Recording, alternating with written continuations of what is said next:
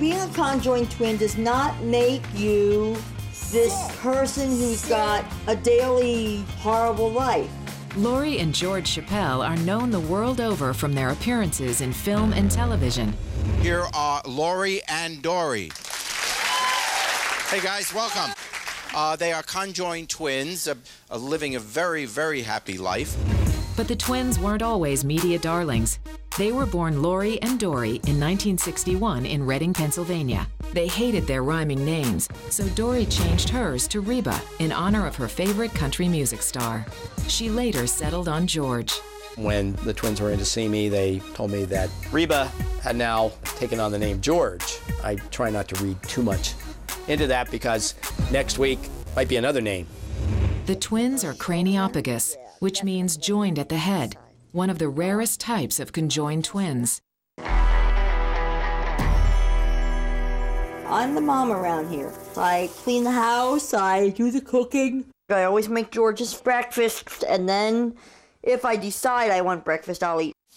George definitely starts off with a cup of coffee. As infants, the sisters were sent to live in a facility for mentally challenged patients. They could have been sheltered away their whole life, lived in an institution. They could have given up years ago. Instead, in 1985, Laurie and George were emancipated by order of the governor of Pennsylvania. Without George saying we definitely don't belong there, I would still be there. We see them and wonder, gee, how could you possibly deal with that situation? But these two were born that way. They've known no other way of life. In 1985, they enrolled in college. At school, the sisters followed different paths. George loved learning and loved studying, and me, I hated it. The twins graduated in 1989. They are both very bright, intellectually capable of any kind of discussion, and I've seen them in all kinds of emotional ranges. We both have emotions, but we don't share them at the same time. I don't cry when George cries. If I get hurt, George does not get hurt or feel it. The real story of Laurie and George is how those two, in that circumstance, have adapted in such an amazing way. Out of everything here, tell me what you want more importantly. We just have to go straight up here. Everything else is all the way up at the other end. Laurie is the more outgoing of the pair. Thank you very kindly. You have a great day. You too, sweetie. George is the quiet one with big ideas. This chair is a stool I designed. It was then made. It has to fit in aisles, so that's the first thing I thought about. George suffers from spina bifida. Spina bifida is a condition where the spinal cord is exposed. The condition stunted the growth of George's legs and caused another serious problem. Because she's in that chair almost all the time. That's led to some sores, some infections, and eventually led to a partial amputation of her leg. For the most part, Laurie is pretty healthy.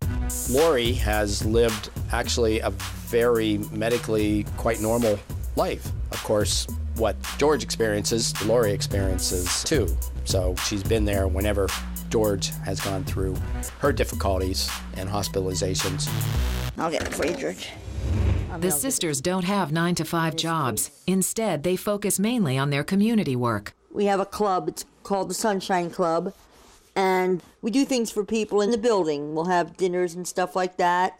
George is into show business.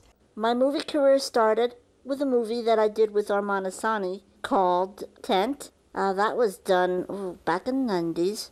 That's when my music career started. They've been places that I haven't been. They've met people that I'll never meet, famous people. The two maintain busy, often separate schedules. I date just like anybody else does. I go to movies or I go to restaurants.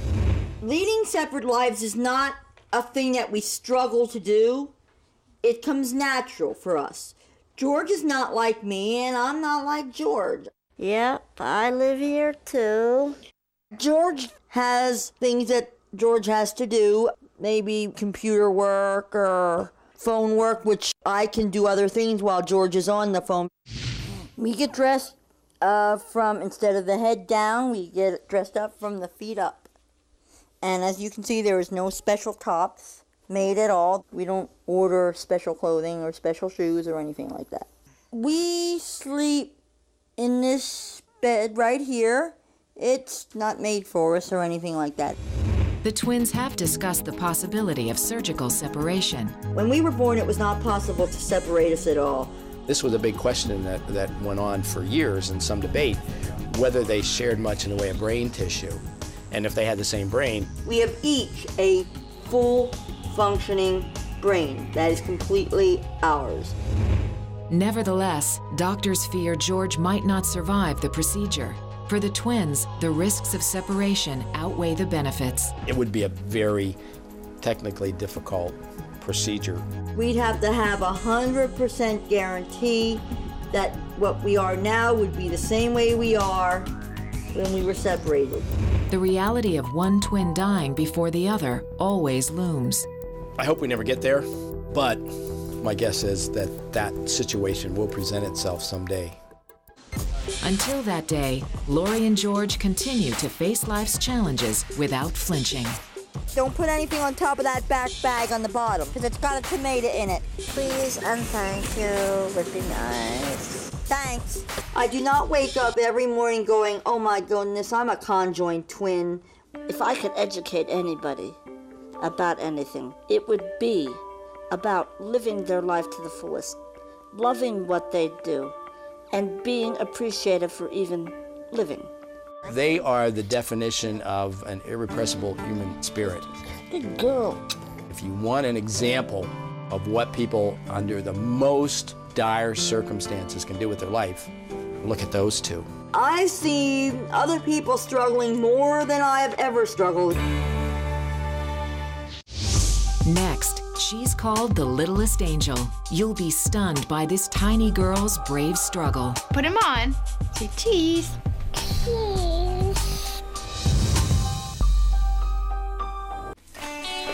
Well, there she is.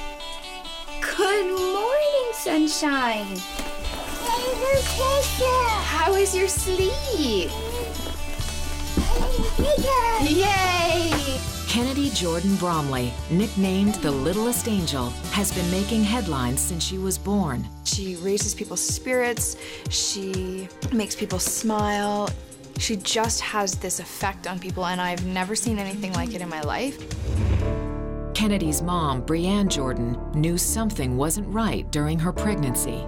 Kennedy barely ever moved. I felt like a butterfly flutter. So every time I went to the midwives, I would say, you know, is there something wrong? On February 13th, 2003, Kennedy was delivered by C-section. I took her out and I heard this little kitten cry. That's all I heard, just a little meow.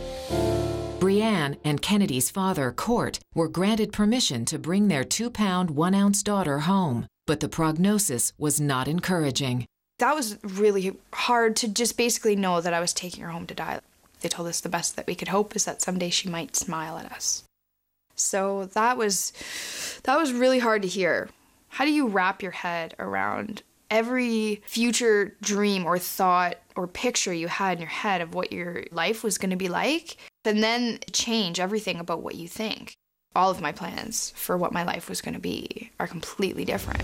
But Brianne knew her tiny daughter was a survivor. Once we got her home, she was happy and she was lively. And then it was a couple months later that we decided to take off the DNR because we didn't believe that she was going to die. Finally, at 8 months, Kennedy was diagnosed with MOPD2, or primordial dwarfism, a very rare condition. The division of cells doesn't occur properly, and this is why we think they can't grow as quickly. Up until that point, every time we saw the doctors believed, you know, every day is a gift because she's going to die soon. Mwah! Thank you. Okay, let's go get cereal. We'll be back. Yeah. Okay.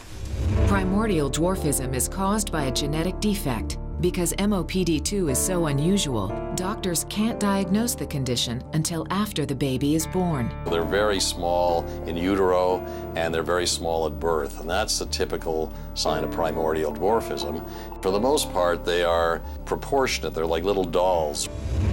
MOPD2 kids often have vision and hearing problems, dislocation of joints, developmental delays. and other life-threatening complications like strokes and aneurysms. Kennedy had problems during her early years. She required tubes to be placed within her eardrums. Kennedy also had a bit of a heart problem that required some surgical intervention, but with her size, it makes it very difficult to surgically intervene with her. Nevertheless, Kennedy continued to thrive. In fact, she's been proving doctors wrong for 6 years and counting. She's been through a lot more than many of us adults have been through, and she's a strong little girl. Still, the family had to make adjustments for Kennedy and her younger brother Tyron, who's growing normally. Can you help her, Ty? There's a good boy. Good job. Thanks for helping. What's in there? We have to have a little bit smaller utensils and stuff for her. Teeny tiny little spoons compared to regular teaspoon. And your little fork compared to a regular sized fork. So this one could be a little bit smaller for her to use, but you want it? Go. Finding clothes to fit her tiny daughter also proved challenging for Brianne. Length is a real problem because her legs are very long, but her waist is so tiny. So in waist, we're looking at 3-month clothes, but for length, I add 3 inches to the bottom of all of her pairs of pants. Things like sweaters, anything that's long sleeve, jackets and sweaters are really hard because her arms, again, are long, but she's so skinny. They fall right off her shoulders. Bree really found that doll clothes fit better than a 6-month-old or a 12-month-old child's clothes. It's a good one. Kennedy now attends a regular elementary school. Most certainly is. Guys, it's raining outside. Watch out, babe. Mommy, why is it raining? Well, because it's just a rainy kind of day. It's a rainy kind of day, isn't it? Yeah. The tiny first grader is making progress in spite of some learning issues. Kennedy has had problems with her hearing. Hearing is also very important with regards to processing information within the brain. I look at her development and she's got a significant speech delay. Maybe she'll catch up, maybe she won't. In our programming, we try to teach kids that being unique is really a gift. And so what's evident with Kennedy is physically how unique that she is. It's fine to be different. Good girl, okay. Kennedy doesn't seem to let her smallness get in the way of anything. I don't think she pays attention to that. She interacts with the kids great, and she's totally in with the program. School has been amazing for Kennedy cognitively. She's coming home, she wants to read. She is excited about counting and numbers, and I think she sees all the kids around her excited, so she just wants to join in and she wants to be like them. The classroom environment does pose unique obstacles. We have computer tables that can lower down to the height, but it's the same computer that every other child uses. Maybe she uses a different kind of pencil than other children do because her hands are so tiny. That's pretty silly, isn't it? Oops. Maybe Mom will come. Do another oops. Do another one so we can see. When she wants to use the same water fountain that other kids use, we have to have a stool. Wow, good job. Okay, high five that. Good. All right. What surprises me most about Kennedy is her tenacity. She wants to do what every 6-year-old does. Put your mittens on? All right, suit yourself. Your hands are going to be cold. They will be cold.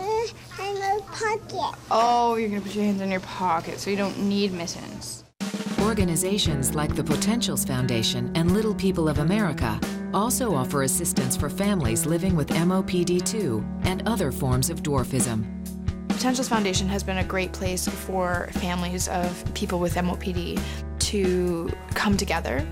They have recruited a company that makes glasses. They make them free of charge. Many of them will develop nearsightedness early on because the eyeball doesn't grow properly. Put him on. Can you look at the camera? Say cheese. Cheese. In spite of the support, there has been fallout. Brianne and her husband Court split. Courtney and I are good friends, and we talk about everything to do with the kids together. For Brianne, one thing is clear. Having Kennedy has changed me I guess in a lot of ways. One, just by being a mother, that changes a person, no matter what child you have. What is this, Kennedy? Giraffe. Having her has made me count my blessings. It's made me live moment to moment. I try not to make too many plans beyond today because I really don't know where her life is gonna go. So today is today, and that's all we need to know.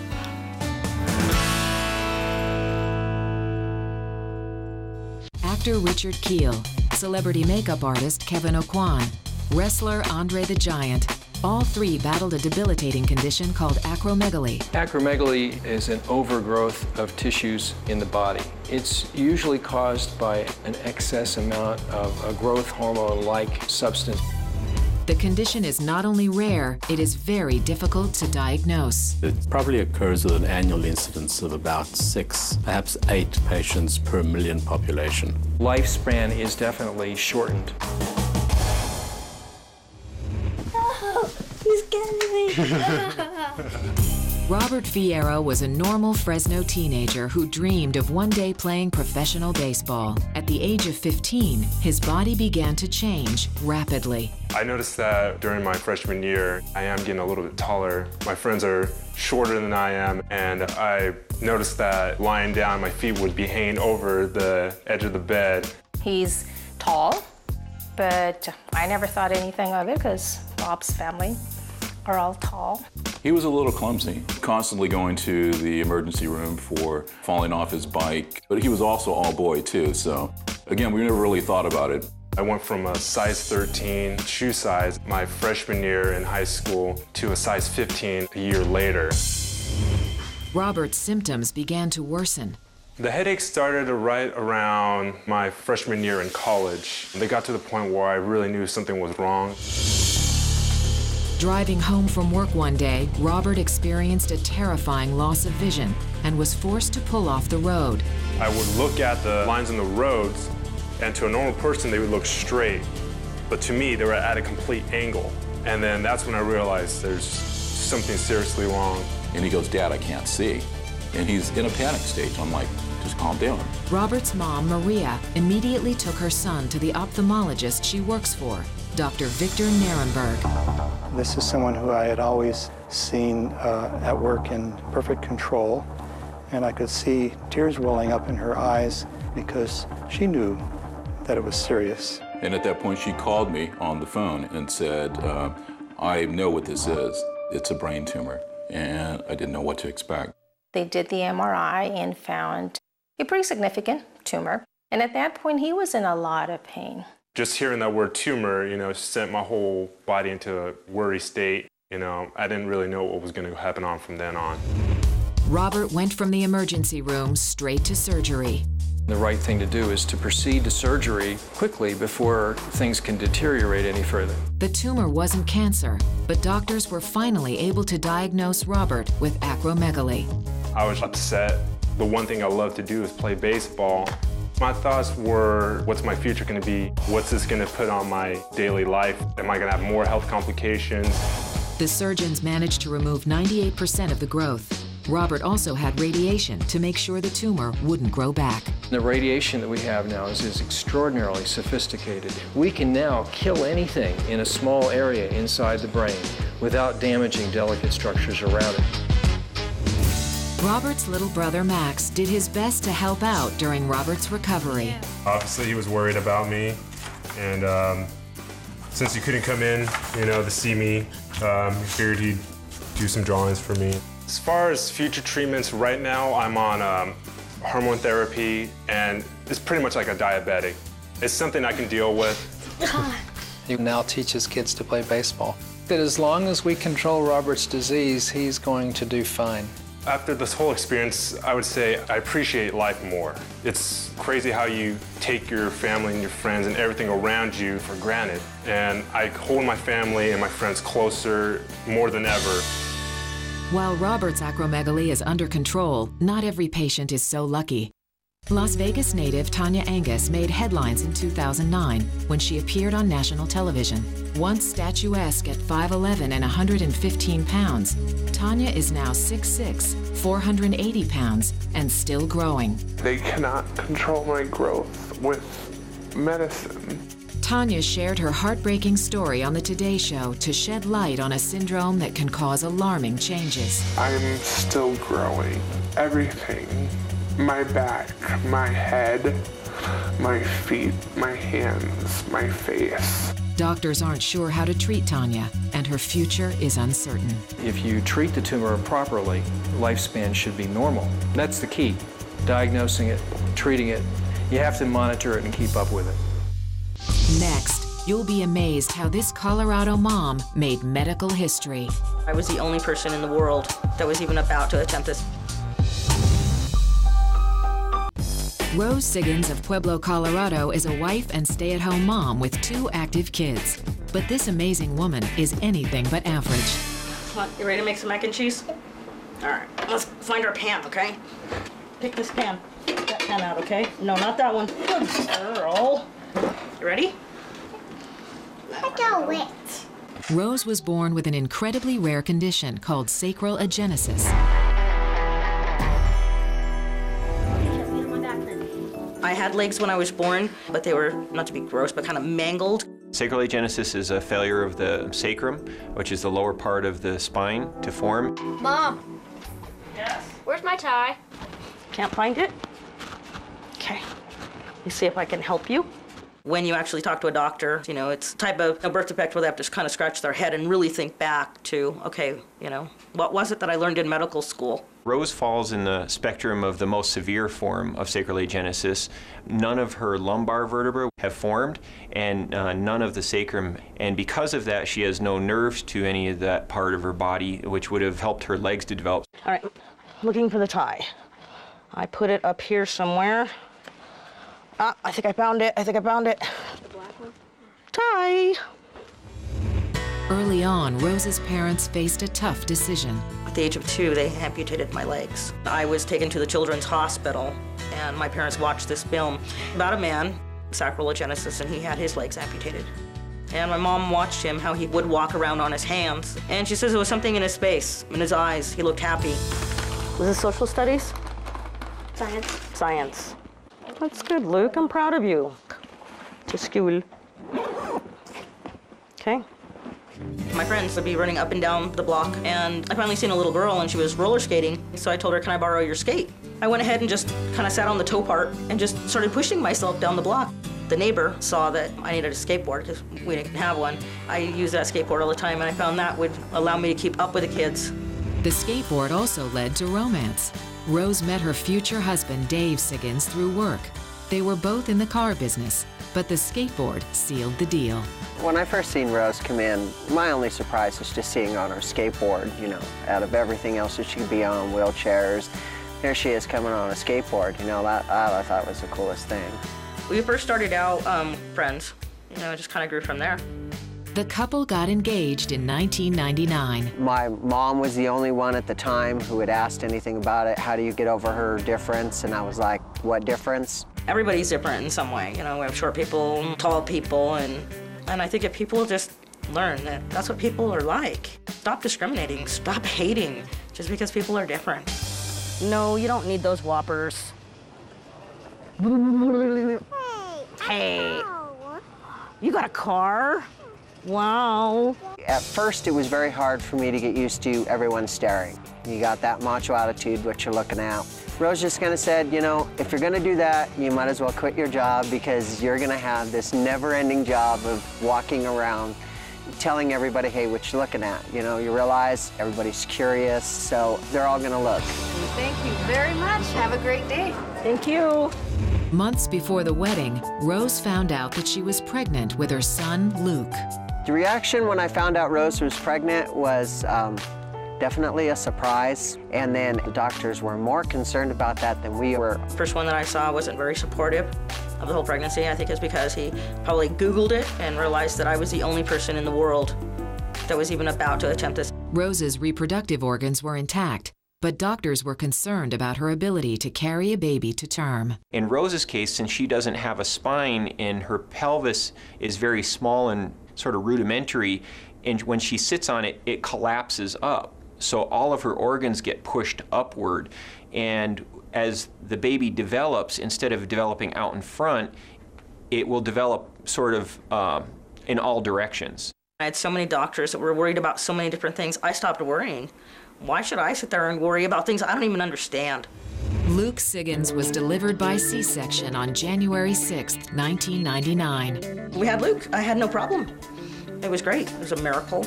It was miraculous, not because sacroiliagenesis leaves you without the female parts to be able to have children, but because not having a lower spine leaves you with very little support to be able to be pregnant. I was always afraid that the nurses were going to look at me like, you're a freak, and look what you did. You brought the child into the world, now he's gonna have a freaky mom.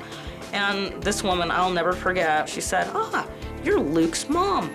Well, here you go, here's your baby. And never once did she refer to my disability. She treated me like a woman.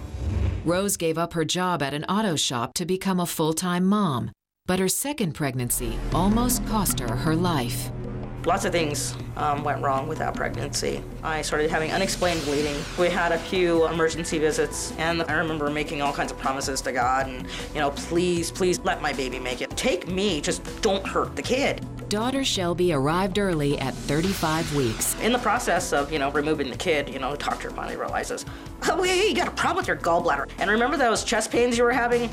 Your appendix. I remember at the very, very end, the OB said, hey, do me a favor. Forget my name, forget my number. We're not doing this again. As Rose gets older, she faces some big obstacles. My shoulders kind of act like somebody's hips, and they're not meant to be, so they're wearing down a lot quicker. My elbows are pretty much the same as your knees. They're wearing down too. So there's some chronic pain, but you just bite it and go forward. She's overusing joints that weren't designed to be used in the way she's using them, and she's likely to develop arthritic problems. I think she realizes that there's going to be some decisions coming down the road. Wheelchairs, she doesn't like them at all. She thinks of herself badly if she's in a wheelchair. Certainly there'll become a time in which she'll need some more help from others, but it would surprise me if that was very soon. Okay, find me some butter. Tickles! Rose doesn't let the future prevent her from enjoying life in the present. She's the best mother I could ever want for my kids. I've got you. I've got you. She's a woman that can go out and change your brakes on your car and still have your laundry and your kids taken care of. Luke has no problem. He treats me like a regular mom. That's my mom. And ever since I was born, you just get used to it. Seeing her confidence, seeing her ability to not be swayed by anything anybody else does, says, or thinks, really allows you to feel more comfortable with yourself. At a very young age, 9, 10 years old, I knew that I was never going to be that perfect model. So I was able to accept that, and I was able to be okay with that and know that I'm not going to be perfect. So I learned to love myself for all of the faults that I have. Ready? There you go. She holds on, and off she goes. There was a Guinness World Book of Record for swinging, she would win. Brooke Greenberg may one day make the Guinness Book of World Records, but not for swinging. She has something that nobody else on the planet has.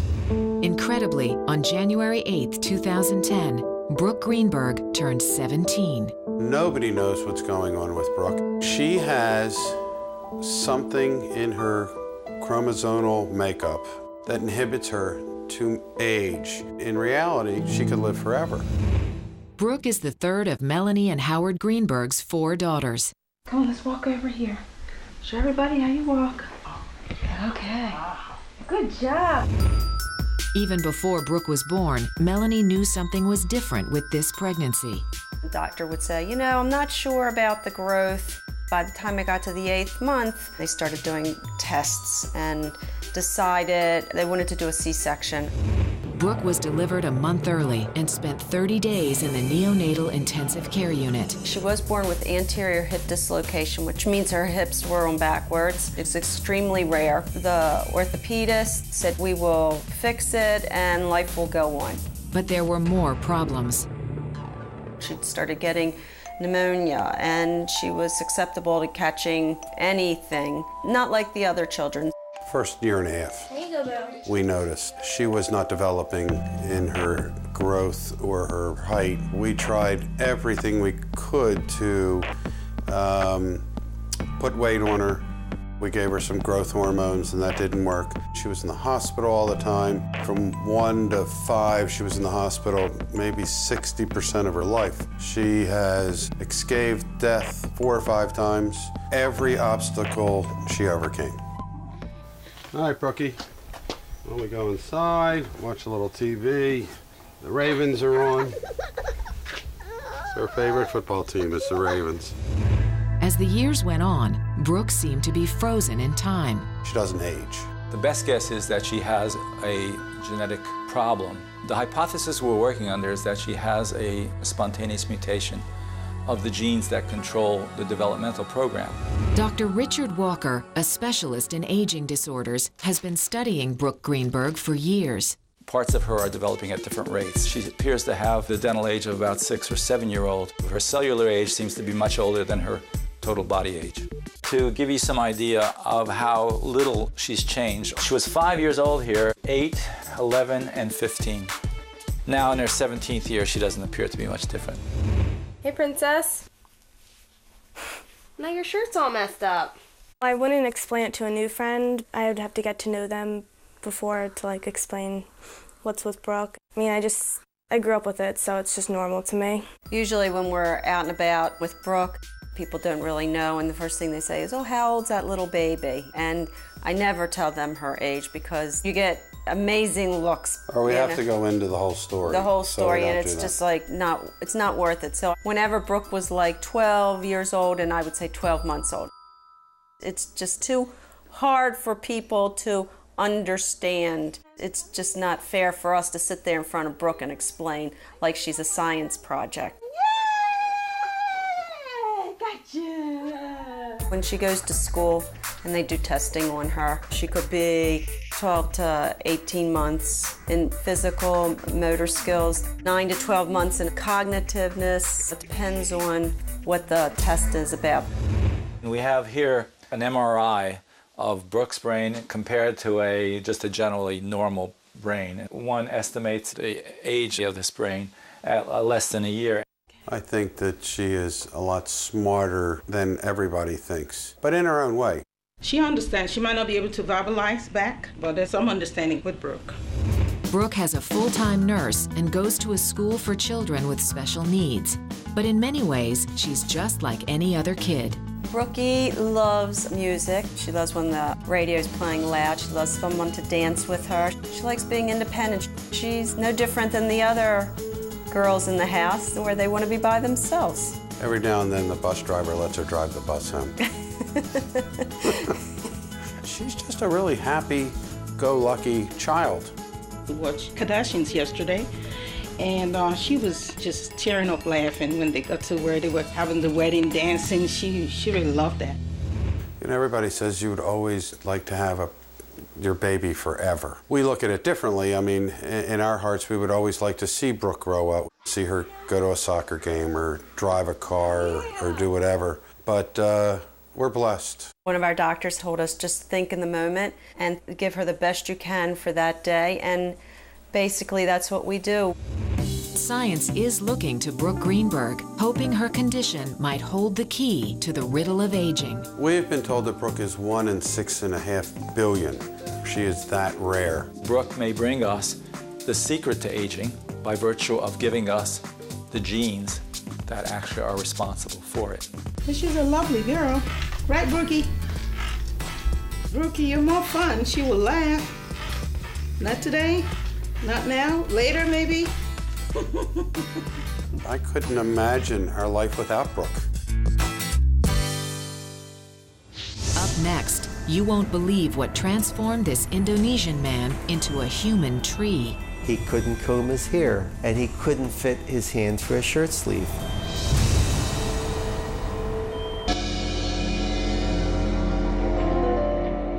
When I first saw him, he was in his home in the middle of a jungle, rural fishing village, and he was very striking appearance. In 2007, American dermatologist Dr. Anthony Gasperi was asked to examine a 35-year-old Indonesian man named Didi Kosawa for a television documentary. You couldn't see the shape of his hands. You couldn't see his feet. He had a carpet of warts that spread up past his elbows. You couldn't see any clinically normal skin. He had numerous warts on his face, and he had warts on his chest and his back. Didi became infected as a teenager. He scraped his knee, and that served as the portal of entry for the human papillomavirus, or HPV, that caused the infection. HPV is a common virus which can cause warts and sometimes cancer. The wart virus kind of hijacks the cell, and it forces the cell to overproduce this keratin and produce these giant growths. In Didi's case, a rare genetic immune system deficiency allowed the virus to grow out of control. It was a silent disease until this papillomavirus took hold. So then instead of behaving normally, this viral infection, it gradually spread across his body. The warts weren't painful, but daily life became a struggle for Didi. He had difficulty holding things. He couldn't comb his hair, and he couldn't fit his hand through a shirt sleeve. Locals referred to Didi as Tree Man. Basically, it felt like wood, hence he acquired the name Tree Man. He has all the aspirations of a normal 35-year-old Indonesian young man. He wanted to work, he wanted to be married, he wanted to take care of his family, and he did state to me that his wife left him because of his deformity. For a while, Didi joined a carnival freak show to earn a living. People would pay money to take pictures. It's kind of a throwback to the Barnum and Bailey circus and the freak shows that we had in the United States in the early 1900s. So it's one of the ways they cope with it. They make a little bit of money with it. But the growths eventually became so heavy, Didi couldn't walk. In 2007, Indonesian doctors decided to operate. They used a bone saw to saw through all of those roots that were emanating from his hands. Doctors were able to remove 14 pounds of warts and horns. And it turns out that his bones were so thinned out from osteoporosis, from years of disuse, that they literally began crumbling. So they couldn't progress with the surgery and they stopped. The Indonesian doctors wanted to perform skin grafts, but Dr. Gasperi feared the warts would grow back. Instead, Gasperi prescribed chemotherapy treatments. We're trying to target the T-cell defect and specifically replenish something that's lacking. The treatments seem to be working, but Didi still needs financial help. We've established a fund at the University of Maryland Foundation, and we've gotten some very nice donations from some generous people out there that have heard about his story.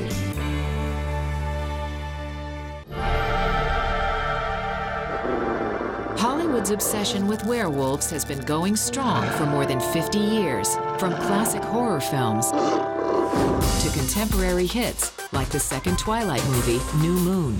Larry Gomez benefited from this fascination. He suffers from a rare condition called hypertrichosis, more commonly known as werewolf syndrome. There are probably less than 100 cases described worldwide. Larry has been afflicted with the syndrome since birth. Hypertrichosis can be caused by a number of different things, and genetics is a big one. In my family, my brother with the same condition, my sisters don't have it, and I had another cousin with the same condition. The risk of developing hypertrichosis can be high in families that carry the gene. There are certain ways of inheriting a condition that is a 50-50 type of a thing, and that means about half of the kids that you have are going to have hypertrichosis. Larry's mother, a devout Catholic, urged her son to embrace his condition. He told me he had to believe in God and the ways he made the people. So he make me like this, and it's not difficult. It's something great, something good. Larry grew up in a poor village in Mexico. There weren't a lot of options for a kid with werewolf syndrome.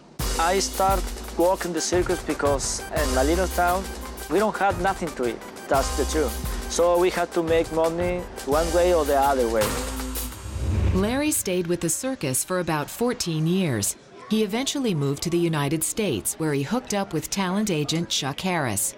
Harris specializes in oddity acts. People all want to know about him, so I'm able to take him all over the world for television shows, and he makes a very nice living doing that.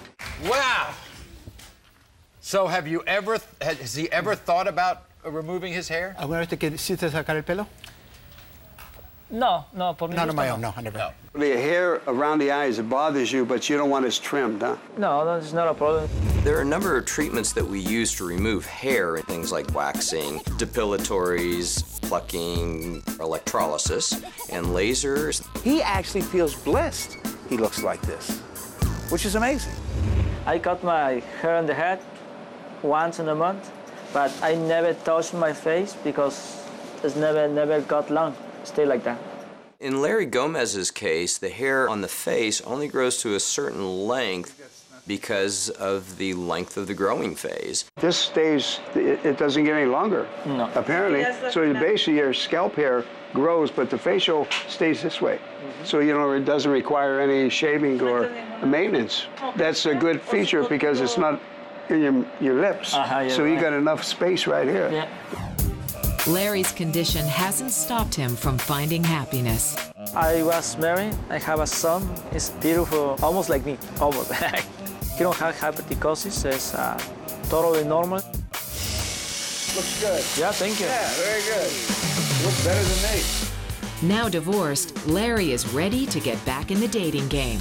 Larry attracts more beautiful women than I think I could ever chase in my life. And that me off like I can't begin to tell you. While Larry has enjoyed his time in the spotlight, he's looking beyond show business. Gomez is studying English and one day hopes to find work as an electrician. If I can change something about my life, I spend more time to learn. You have to learn everything the best you can do. While it can be difficult to live in a world where you are different, these patients and families have found remarkable ways to create a normal life. Yeah, Mommy gonna show you where. Okay? You do it with me. Do it together. Everybody's always trying to be perfect. I mean, the media tells us that this is what a supermodel looks like, or this is what this movie star looks like, and we just need to accept each other for who we are. I wouldn't change anything, really, because there's nothing that I find so bad that I want to change it.